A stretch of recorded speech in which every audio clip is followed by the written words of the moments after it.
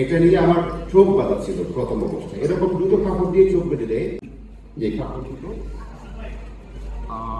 এই যে একটা হলো আপনার এই যে কালো কাপড়টা এখনো এখানে আছে, এই যে এটা নিয়ে আমার চোখ বাঁধা ছিল। আপনি দেখতে পাচ্ছেন এখানে মাটি আর বালু রয়েছে এই জায়গায়। এই যে কাপড়টা, এটা হলো সেই কাপড় আপনি দেখতে পাচ্ছেন। এটা নিয়ে আমার চোখ বাঁধা ছিল প্রথম অবস্থায়। এরকম দুটো কাপড় দিয়ে চোখ বেঁধে দেয়। এই ছিল একটা কাপড়, এটা কালো কাপড়, এটা ওই পোকা খেয়েছিল, ওখানে রেখে আসছিলাম এক সপ্তাহ পর। এই সেই কাপড়। আর এটা হলো সেই গামছা, যেটা দিয়ে আমার চোখটা ওখানে বেঁধে দিয়েছিল আরেকটা ইয়ে দিয়ে।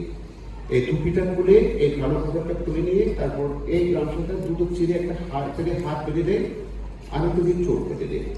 তার মধ্যে এই এক পিস হলো সেই কাপড় যা দিয়ে আমার হাত বাঁধা ছিল। যে কাপড়, এই কাপড়গুলো আমি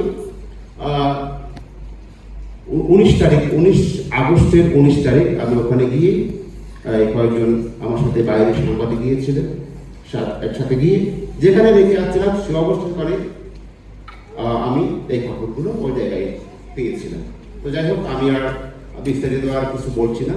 আমি আশা করি যে এই সরকার, বর্তমান অন্তর্বর্তীকালীন সরকার, এই ঘুম নিয়ে প্রয়োজনীয় ব্যবস্থা নেবে। এবং আমি এও উদ্বেগের সাথে বলতে চাই, আমি জানি না আসলে এই যারা ভুক্তভোগী তারা আসলে সঠিক বিচার, ন্যায় বিচার পাবে কিনা।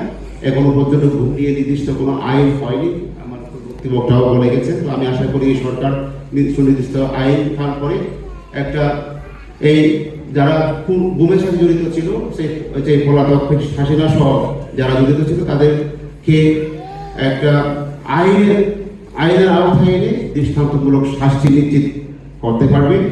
এবং সেই আশাবাদ ব্যক্ত রেখে আমার আজকের এই বক্তব্য এখানে শেষ করছি।